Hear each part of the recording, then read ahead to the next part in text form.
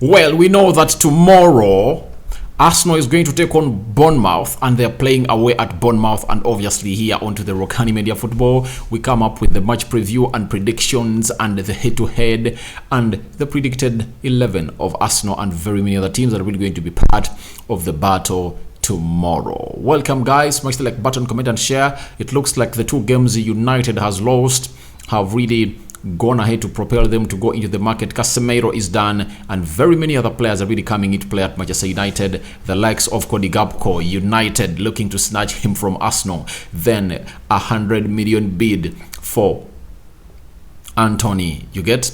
Then they are going in all out for Frankie de Jong, and it shows you the power of the Glazers when they don't want to really lose the club. But obviously it looks like they're going to lose the club because the fans have united against them. Smash the like button, comment, and share. If at all you're watching us for the very first time, endeavor to subscribe to this channel so as not to miss out on stories that we do upload in here on a daily. All right, and endeavor to subscribe to this channel, guys. We want to hit 6,000 subscribers. I think before today we have to hit them. Then we really go onto a mark of 7,000 subscribers in there for you. Now let's first get into this head-to-head as brought to you by BBC, and BBC is telling us that Arsenal versus Bournemouth, 10 Premier League games have been played in between these two encounters in the Premier League. 1 win by Bournemouth, 7 wins by Arsenal, 9 goals scored by Bournemouth. Arsenal has scored 23 goals, 0 clean sheets kept by Bournemouth. Arsenal has kept 4 clean sheets. It shows you that Arsenal is really having a very huge percentage of really going ahead to win this game. Obviously, everything is in the hands of Arsenal, but that does not really end onto the stats being in favor of Arsenal. Arsenal need to come in here and put up a show, as it has been doing for Crystal Palace and the side which goes by the name of Leicester City. Remember, if Arsenal win tomorrow, they are going to be the only team that has won 3 games with Man City. If at all Man City wins and Arsenal wins tomorrow, they are going to be the only teams that have gone ahead to win what we call their 3 opening games of the Premier League season of 2023-2022. So that is the head-to-head between Arsenal and Bournemouth. Obviously, when you look at it, it shows you that only 2 draws have been into this fixture, and Scott Parker is going to face Mikel Arteta. I think the other time Scott Parker faced Mikel Arteta when Scott Parker was the manager of Fulham and they got relegated. And I remember that game, Arsenal opened up that game and Arsenal won by 3-0. I think Willian was so much good. Gabriel Magalhaes scored. Who else scored? Close to 3 Arsenal players really scored into that fixture, and obviously Willian put up close to 2 or 3 assists for Fulham to remember into that game of football, as Arsenal played the side which goes by names of Fulham in the opening game of the season of 2020-2021. Remember, Willian came in from Chelsea. Now, after that, there are some head-to-head stats that you need to know about Arsenal and Bournemouth, brought to you by BBC Sport. They're telling us that Bournemouth have only won 1 of their 10 Premier League games against Arsenal. I've shown you that, which was a 2-1 victory in January 2018, thanks to goals from Carl Wilson and Joe Ibe. So it looks like Arsenal has won 7 and Bournemouth has won 1. You get? And that was in 2018. How many years passed? Those are close to 4 years. Let's wait and see whether history can repeat itself. But Arsenal looks like they are known to going to give up into this, because they really believe that they can go in and put up a run that can even lead them to the triumph of the Premier League title. Then we have been told among teams Arsenal have faced at least 10 times, they only have a better winning ratio against Reading, 100%, 14 out of 14, and Globes North End at 86% in the for you. So it looks like Arsenal is really so much in the lead for such fixtures, and they're waiting to see how things are really going to go on and happen at a side which goes by the names of Bournemouth, when Arsenal really pays them a visit. Then we've been told again that the Cherries, that is Bournemouth, are unbeaten in 11 home league games, winning the past 3 without conceding. They've known to win 4 in a row at home while keeping a clean sheet each time since April 2010 in League 2 in there for you. So it shows you that they're also having an 11 home league games unbeaten with 7 wins and 4 draws. It shows you that it's not going to be a very good ground for Arsenal to go in there and really boss this team, which goes by names of Bournemouth, because they also have a record to protect. And you know how they really went ahead to beat Aston Villa 2-0 in their opening game when they are playing at home. So it's not going to be an easy game, but I know Arsenal will put in a shift because they have talented players that are really going to come in here and really edge them. Then we are being told again by BBC lastly that the Gunners are looking to win all of their opening 3 Premier League games in a campaign for the first time since 2004-2005. Meanwhile, they could also win their first 2 away league games without conceding a goal for the first time since 1993-1994. So it looks like tomorrow, if at all Arsenal wins without conceding a goal, they are going to be chasing for two records. Either for you, one, they are going to have set another record that they set in 1993-1994. That's when they last won their 2 opening games without conceding any goal. Remember their first game they played away at Selhurst Park. That was against Crystal Palace. They won 2-0. And tomorrow, if at all they win against a side which goes by the names of Bournemouth without conceding or keeping a clean sheet, that will be another record set again. And those are how many years? Very many years, since 1994. Then when you look at the other record, is that Arsenal are looking to win all their opening games, 3 opening games of the season since 2004-2005, after really winning that title of the Invincibles 2003-2004. The next season they went ahead to win their 3 opening games of the season. So it shows you that Arsenal has a lot on stake to protect, and if at all they don't concede and win, they are really going to be setting in those records in there at the side which goes by names of Arsenal. But to confirm to you, all the players of Arsenal are back, you get, and even I think Fabio Vieira might be part of the squad because he played some 45 minutes in the game of under 21s when playing Swansea, and he really played very well. Emily Smith-Rowe is back, Tomiyasu is back, Kian Tierney is back, Cedric Soares is back. So I think Arsenal are really going to be having a very good bench tomorrow when they're playing a side which goes by the names of Bournemouth in there for you. So let's see what system is Mikel Arteta going to really go ahead and employ. Remember, in the game of Crystal Palace he played with a 4-2-3-1, but in this game of Leicester City he played with a 4-3-3, and we really believe that in this game too Mikel Arteta is going to employ a 4-3-3 in his system when he's playing a side which goes by names of Bournemouth. Then in goal we expect Aaron Ramsdale, obviously a man who always goes back to the dressing room and really quarrels with his players for not keeping a clean sheet, and we believe that in that game of Leicester City, because of the goals they would have really conceded, the goals they conceded would have been really prevented, you get, but they wouldn't do that, and I think was not happy. And you saw him in all nothing. He is really that man who really goes ahead and really says, oh, why are you doing this for me? So he's going to be in goal. I will believe that Matt Turner will be a goalkeeper of Arsenal in the Carabao Cup, FA Cup, and the UEFA Europa League. So Aaron Ramsdale is obviously going to start in goal, and I really believe that he deserves it because he has worked it for Bernard Leno even left. Then Tomiyasu is back, but obviously they're going to be a very big contention between him and Ben White, because I really believe that Ben White really offers a lot going forward and Tomiyasu offers a lot defensively. So every player really has an edge over the other. So if I told you, Mikel Arteta, what do you do? To me, I really believe that I start with this man who has always been playing in for you, who goes by the names of Ben White. To me, I really start Ben White in that position. Then maybe Tomiyasu will come in after Ben White has played close to 60 minutes, because Tomiyasu, you can't hurry him back after those repetitive injuries has been really experiencing in his career. You can't hurry him back. You just have to give him some time such that really comes in through when everything is ready. Now, Kian Tierney is also back.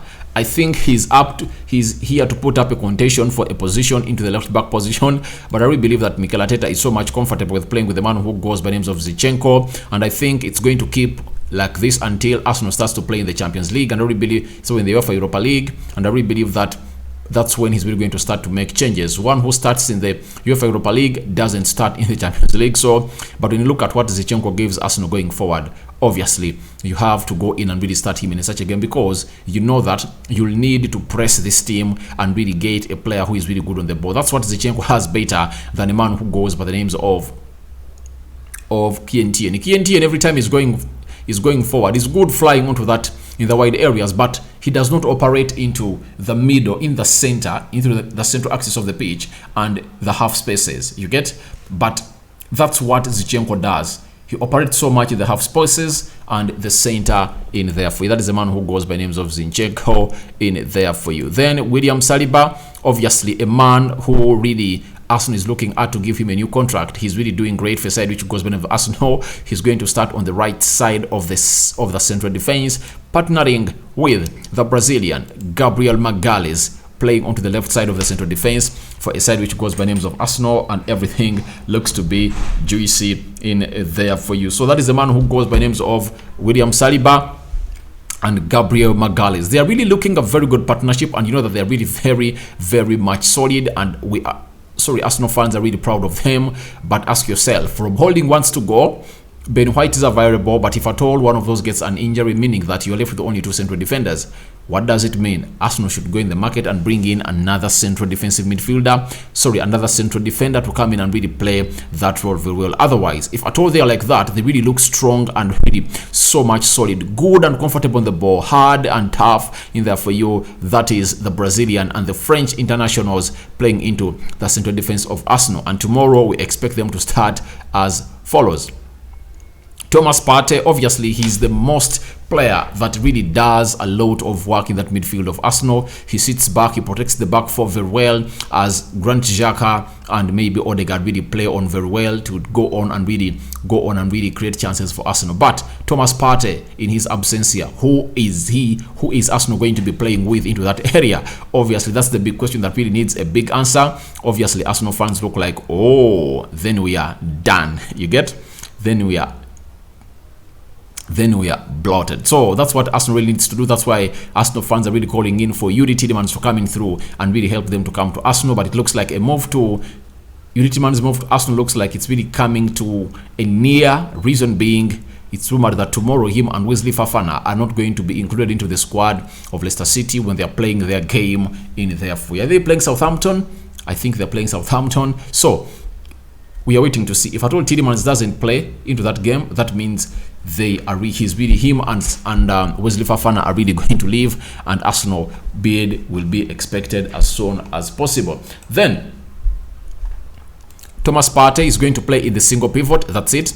Then Granit Xhaka, who scored a goal against Leicester City, the third goal, and he really had his header prevented to go in goal by the lower bottom post. You get by the lower post or the bottom post of the goal frame.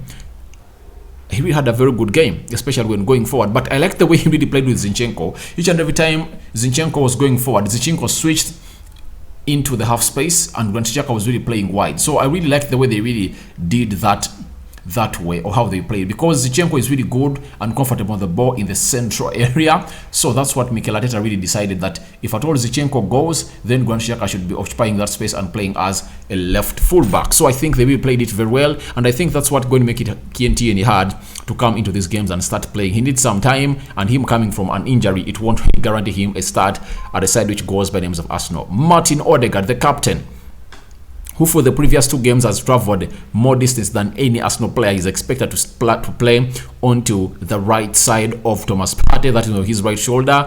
As Thomas Partey play a single pivot, then Xhaka will be playing off his left shoulder, and Odegaard will be playing off his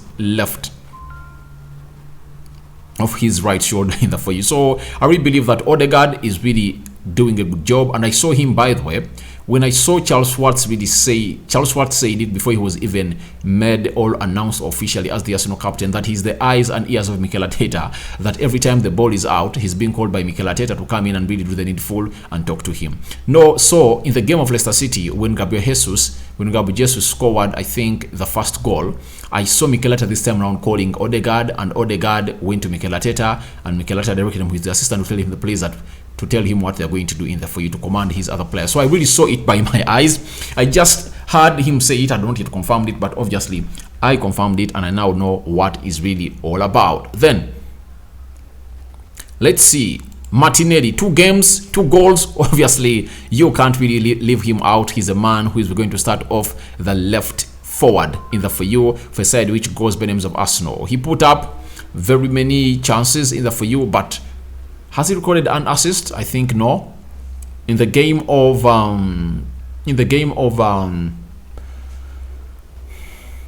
who brought that corner? But that corner, the second goal, did he put up an assist? The first goal, it was Granit Xhaka, good combination between Martinelli and Granit Xhaka. Then the second goal, corner kick. Third goal, it was Gabriel Jesus who really created those chances. So, but he really scored goals in the game of Crystal Palace and the game of Leicester City. I decided which goes by names of Arsenal. That is a man who goes by the names of Martinelli. Then Bukayo Saka. He has 1 assist in the for you, but obviously he's trying to cope up to the technical abilities of players like Odegaard, Martinelli, Zinchenko, and Gabriel Jesus.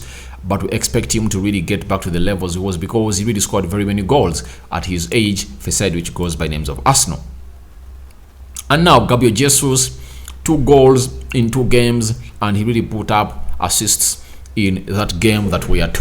And he would have gotten himself an assist in the game of Crystal Palace if at all Martinelli had really scored that sitter for a side which goes by names of Arsenal. So guys, that's the predicted lineup of Arsenal, and that's how we believe Arsenal is really going to go on and stand, as they're going to be playing a side which goes by the names of Bournemouth in the for you. Bournemouth is not an easy side because they won their first game at home. You know that very well. They beat Steven Gerrard's side by 2 goals to nil. Obviously, Scott Parker coming in with a different side altogether and a different side of football in the for you. The other time when he came in at the side which goes by names of, when he was coaching Fulham, when he came in through, he really had loads of things to come in through and really prove, but he ended up being relegated, and he was relegated with the team of Fulham. This time round, I think has something new to really talk about as far as this Arsenal side is concerned. But obviously, Bournemouth is that team that really has players that are really so much hardworking on the pitch, but even Arsenal players are really so much hardworking. Let me show you how they will line up against Man City to get a picture of how Bournemouth is really going to line up against Arsenal. They're having Travers in goal. They played with a 3-4-2-1 system with 3 central defenders, Kelly, Lama, and Mount. Those are the 3 central defenders. Wing backs, Stacey was the left wing back. Then Smith was playing as a right wing back. Then Pearson and Luke playing into a double pivot. Then Christie and Tavernier playing as the attacking midfielders, with K-Moore leading the line for a side which goes by names of Bournemouth. So they might really change shape tomorrow when they're playing Arsenal, but I really believe that they can even go to a 5 central defense, because they know how hard it is to come in and really take it to Arsenal, because Arsenal is not an easy nut to crack. So that's how Arsenal is going to stand. Your predictions are welcome to the comment section below. I really believe that Arsenal is going to go in and will win this game again. I don't know what you think about it, but I really believe that this is another win for Arsenal. They're going to get against Bournemouth, though it's not going to be an easy game. It's not going to be an easy game as Arsenal fans expect. But obviously, the first goal is always crucial in every game of football. Who scores the first goal?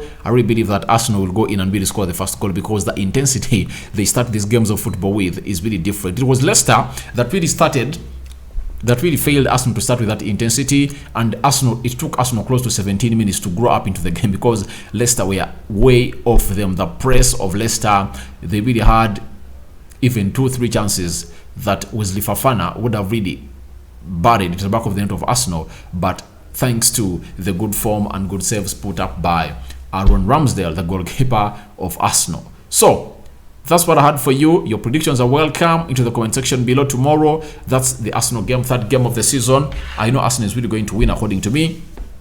I really give them the win. I don't know why, but I really feel like they're going to go on and really beat a side which goes by the names of Bournemouth. However much they're really playing away, they are going to beat Bournemouth. So guys, go into the comment section, tell me what you think about which player do you think should start, who do you think shouldn't start, because this is a compilation of a lineup by the Rokani Media football team. That's how we come up with it, and you guys have also your opinion and right to go in and really tell me what you think about these players. Thank you guys for watching again. May the Almighty God protect you abundantly. I sign out for now. See you later. And I think we are going to return, with one more other video to call it a day. But this is the third video of the day. Obviously, you guys are really amazing. But remember, we want to hit 6,000 subscribers before this week ends. And guys, go in and subscribe to this channel because you are the reason as to why we are what we are right about now. It's you who make us what we are. I'm out.